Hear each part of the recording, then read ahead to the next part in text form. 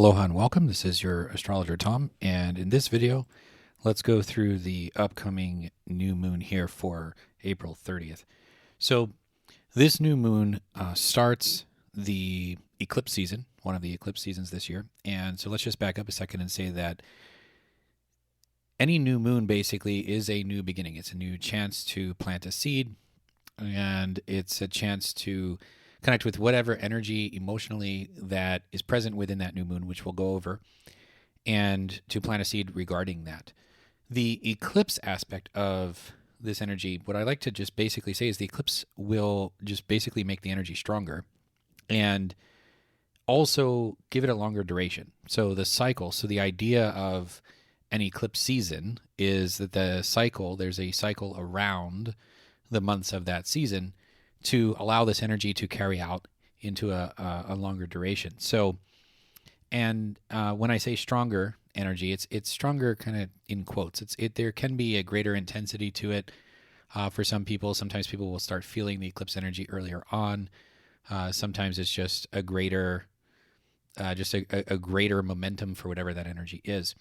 So, and it can help move things along that were already in flight. So sometimes clients will ask me, is it a good or bad eclipse? And there really isn't a good or bad eclipse. And for a given eclipse, I've known people that they break up in relationships and the other people that get married during an eclipse. And it really comes down to what was already in flight, what was already occurring leading up to that eclipse, because then the eclipse gives it extra momentum. So if the relationship is already rocky and the eclipse comes around, it, depending on the energy present, could bring the relationship to an end. If the relationship was fantastic and moving in the direction of being together, the eclipse energy can help move that forward with the proposal or a wedding or whatnot. In fact, I've known a lot of people recently with the last full moon that we just had, and the relationship aspect of that. A lot of engagements. I was seeing a lot of engagements come out, and or decisions being made about their relationships one way or the other. So it's pretty cool. Okay, so basically this energy that's present with this new moon and this eclipse season is pretty much for the next 6 months. And so for this new moon, we want to focus on completing things, having patience, tapping into what our responsibility is. We want to realize that in the course of completing things, there could be a desire to resist change. And resisting change in and of itself is not a good or bad thing. If the resisting is helping you focus and stay determined and moving forward and getting it done, then that's reasonable to me. If the resisting is going against the grain of the universe, in other words, there's enough synchronicities or other things going on that show you that maybe you should be going a different way, or there's something else to factor in, or there's a lesson to get here, then obviously that change may be something that you want to shift towards, because the energy present is saying that it's guiding you toward actually completing that particular goal. So sometimes changing can help us get closer to the goal. Sometimes maintaining our focus and resisting the change is going to help us get closer to the goal. At the end of the day, the energy with this new moon really is helping us to complete that goal. So in the course of doing that, it's very important not to force this energy to turn into something. This energy wants to move methodically, and so you want to go at a pace that's methodical. This is not an energy that needs to be sudden. In fact, it doesn't want to be. In fact, going fast-paced with this energy may be taking more effort than it's worth. Slow and steady wins the race on this one.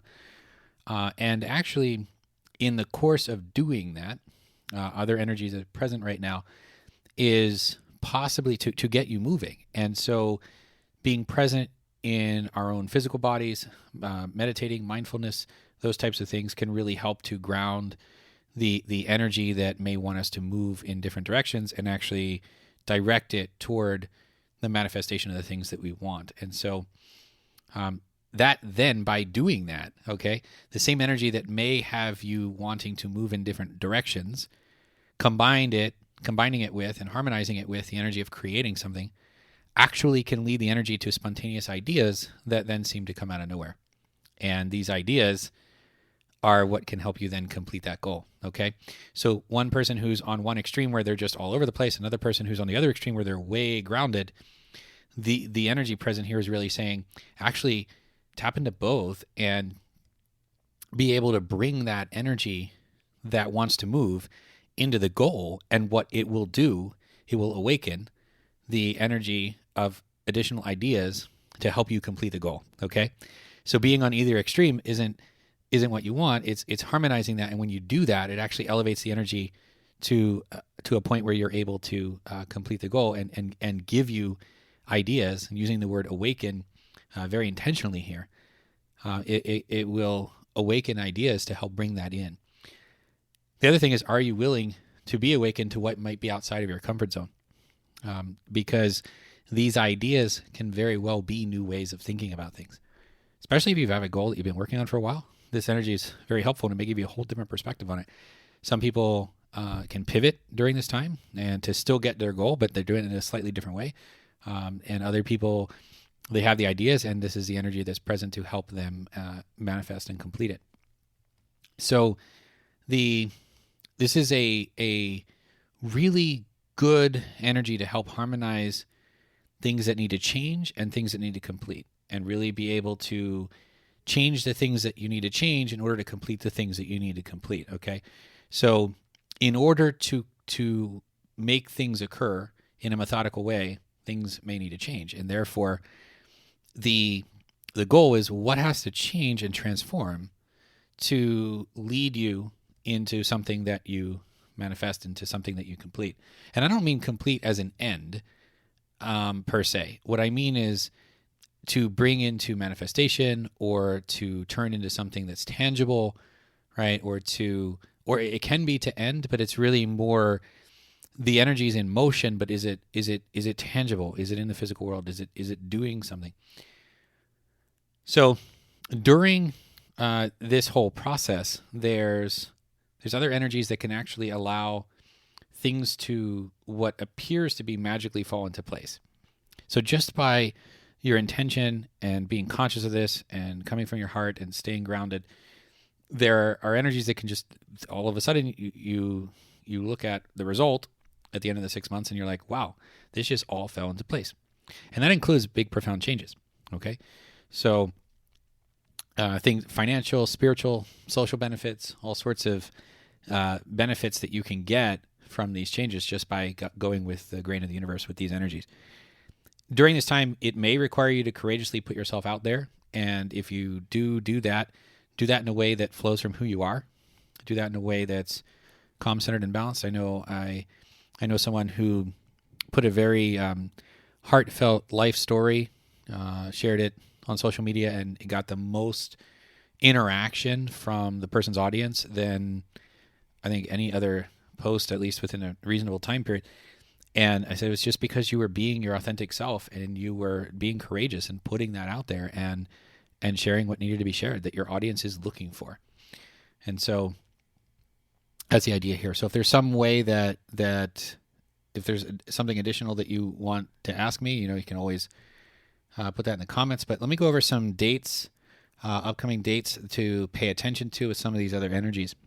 So from April 29th to about October 6th, there reflect on your own personal power, what's in your life, your own self-reflection, what transforms you within. There's a lot of tapping into your inner power, your inner strength during that time.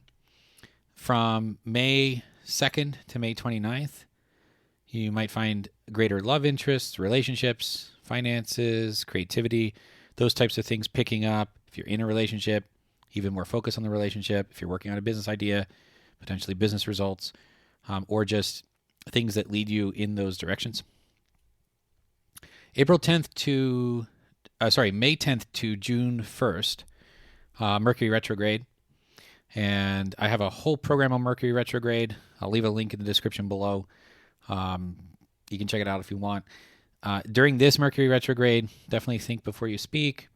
Gather your ideas. And I would suggest that it's best to implement deeper ideas before or after that particular Mercury retrograde period, because that particular Mercury retrograde period coming up is going to help you come up with more ideas. And so if there's something you need to implement, it's either going to be implemented now as this new moon is really helping to bring those things into implementation and into the physical world, or implement them after the Mercury retrograde period, after you've already assimilated the ideas in your mind as to what you want to go out and implement, or do both. My recommendation is generally implement what you need to implement now to take advantage of the energy present, then allow the energy of Mercury retrograde to help you gather the next set of ideas that you then go implement after, and that will elevate whatever it is you implemented already to the next level beyond that. Okay.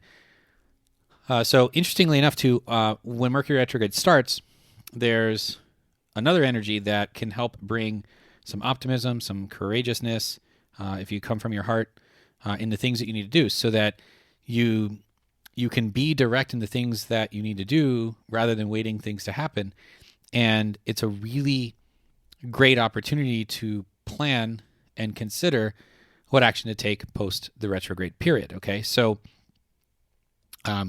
basically implementing what you want to implement from the new moon currently to create something tangible and to get a particular result, and then an opportunity to gather ideas and to put yourself out there in a calm, centered, and balanced way, which then leads you to what action to be taken after June 1st. So a nice couple of cycles coming up, and with this, there's really lots of opportunity for positive outcomes. And so when you are aiming for positive outcomes in all of this, make sure that those outcomes are tangible and concrete. Okay, because that's going to anchor in what needs to occur to bring that energy in. So go out there and create something amazing with the next 6 months during this eclipse season. If you do have any questions or comments about this, please put them below. If you like this video and would like to see more like it, click subscribe. And as always, aloha, ahui ho. Talk with you again soon. Take care.